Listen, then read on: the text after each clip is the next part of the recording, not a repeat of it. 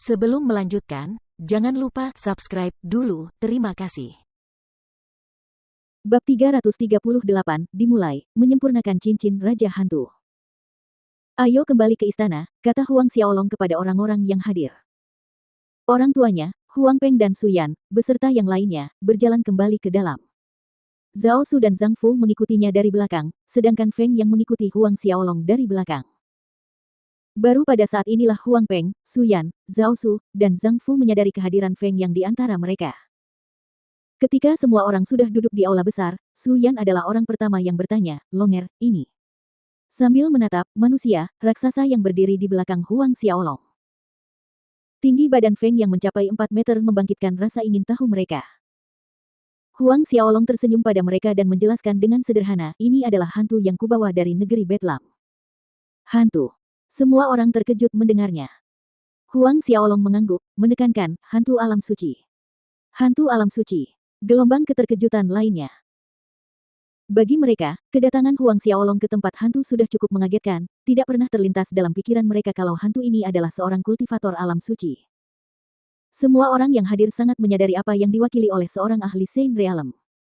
Di Kekaisaran Duaren saat ini, berapa banyak ahli Saint Realm yang ada, mereka dapat dihitung dengan satu tangan. Huang Xiaolong melanjutkan, namanya Feng Yang.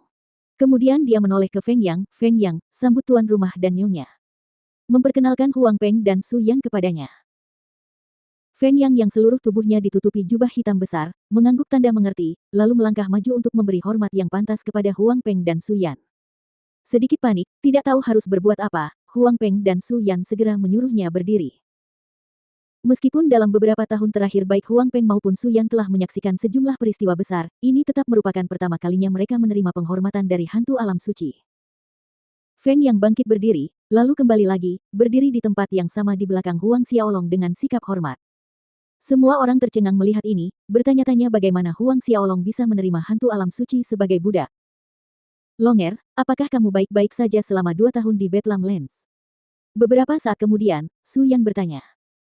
Huang Xiaolong tidak menyembunyikan kejadian di Betlam Lands, dan secara garis besar menggambarkan situasi selama 2 tahun yang dihabiskannya di sana. Mendengar bagaimana Huang Xiaolong berhasil menguasai Sky Magi Sect, Blood Swallow School, dan akhirnya, Black Demon City, hati Huang Peng dan Su Yan menegang, tetapi mereka juga bahagia untuk putra mereka. Kemudian, tibalah saatnya di kota Dewa Segudang, di mana ia berkonflik dengan Zhao Chen, di mana bawahan Zhao Chen mencoba menyerang Huang Xiaolong. Semua orang yang mendengarkan merasa hati mereka melayang di udara. Saat mendengar bagaimana He Yun Xiong, salah satu dari 10 ahli teratas Betlam Lands membantunya memecahkan krisis yang mendesak, semua orang menghela napas lega, senang bahwa Huang Xiaolong berhasil menghindari masalah yang tidak perlu. Ledakan kegembiraan lain menyebar ke seluruh kelompok kecil di petualangan Huang Xiaolong menyusuri Broken Tiger Reef, mendengarkan bagaimana dia memurnikan ikan energi spiritual, menelan buah api tak bernama, dan pelet roh tingkat dewa, yang sangat meningkatkan kekuatannya. Namun, ketika menyangkut kota hantu dan istana Raja Hantu, Huang Xiaolong mengabaikan detailnya, tanpa menceritakan masalah pertarungan keduanya dengan Zhao Chen. Hanya mengatakan bahwa ia memasuki gua kultivasi Raja Hantu dan berhasil menemukan cincin Raja Hantu. Semua orang di aula adalah orang-orang yang dipercaya Huang Xiaolong, jadi ia tidak menyembunyikan fakta bahwa ia mendapatkan cincin Raja Hantu dari mereka, dan tidak khawatir masalah itu akan bocor. Setelah menceritakan pengalamannya di Betlam Lands, Huang Xiaolong bertanya kepada orang tuanya tentang kehidupan mereka, situasi terkini Southern Hill Estate, dan juga tentang kesejahteraan adik perempuannya, Huang Min. Huang Xiaolong merasa lega karena tidak terjadi apa-apa di Southern Hill Estate selama 2 tahun terakhir. Kakaknya, Huang Min, baik-baik saja setelah menikah dengan keluarga Guo, dan sering kembali mengunjungi mereka. Orang tuanya juga memberitahu dia bahwa adiknya, Huang Min, melahirkan seorang bayi laki-laki gemuk, yang sudah bisa berjalan. Huang Xiaolong sangat gembira untuk adiknya. Kemudian Huang Xiaolong mengeluarkan ramuan langka yang ditemukannya di dasar Broken Tiger Reef, membaginya kepada kedua orang tuanya, adiknya, bahkan Zhao Su, Zhang Fu, Yuming, Hao Tian, dan Fei Hou. Meskipun bakat orang tuanya terbatas, peluang mereka untuk melangkah ke alam Xiantian sangat kecil, ramuan ini dapat mengubah daging dan tubuh seseorang. Paling tidak, untuk saat ini, orang tuanya dapat hidup hingga 100 tahun, bahkan mungkin lebih dari 1 abad. Terlebih lagi, Huang Xiaolong percaya bahwa dalam waktu 100 tahun, ia dapat menerobos ke alam dewa. Selama orang tuanya masih hidup pada saat itu, ia akan memiliki cara untuk membiarkan orang tuanya menerobos ke alam Xiantian. Tak lama kemudian, semua orang bubar dari aula utama dan Huang Xiaolong kembali ke halamannya sendiri. Di sana, ia memanggil Zhao Su dan Zhang Fu untuk membantunya menyempurnakan cincin Raja Hantu. Ketika keduanya tiba, Huang Xiaolong membawa mereka ke ruang Gunung Sumi yang saleh dan mengeluarkan cincin Raja Hantu. Melihat cincin tembus pandang itu, yang memancarkan cahaya ungu lembut, Zhao Su dan Zhang Fu sama-sama memiliki ekspresi bermartabat di wajah mereka. Dengan kekuatan Saint Realm tingkat tinggi mereka, keduanya dapat mengetahui dengan sekilas bahwa larangan pada Ghost King Ring ini tidaklah sederhana.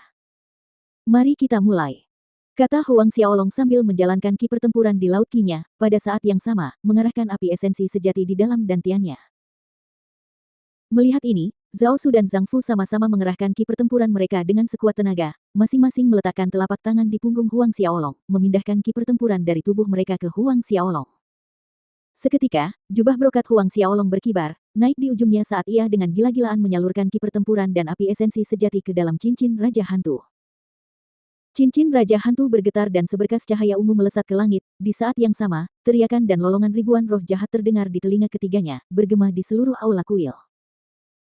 Kalau saja mereka tidak berada di dalam Gunung Sumi yang suci saat ini, mungkin mereka akan membuat semua ahli di sekitar kota Kekaisaran Duanren khawatir.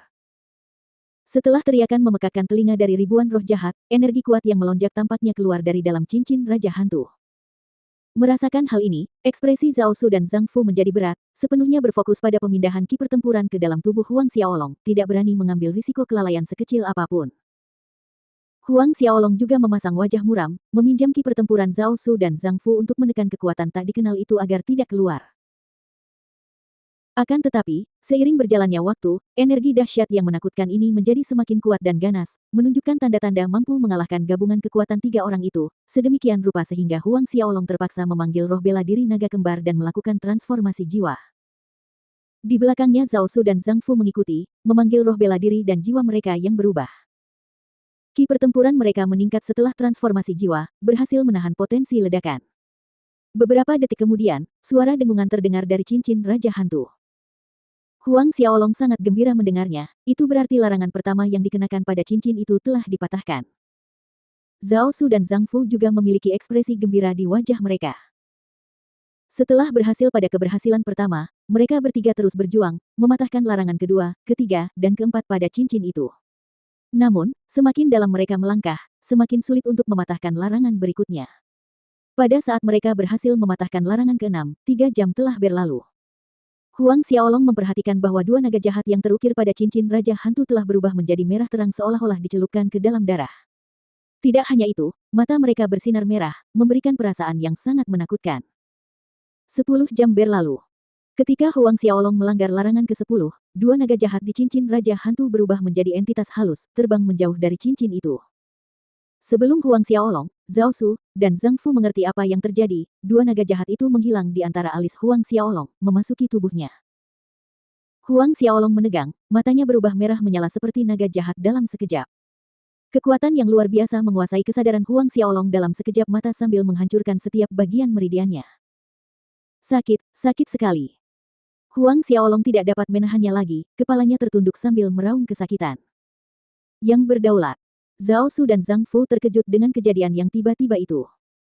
Tepat saat mereka mendekati Huang Xiaolong, energi mengerikan yang merasuki tubuh Huang Xiaolong melepaskan gelombang energi, membuat mereka terlempar ke belakang, menyemburkan darah dari mulut mereka.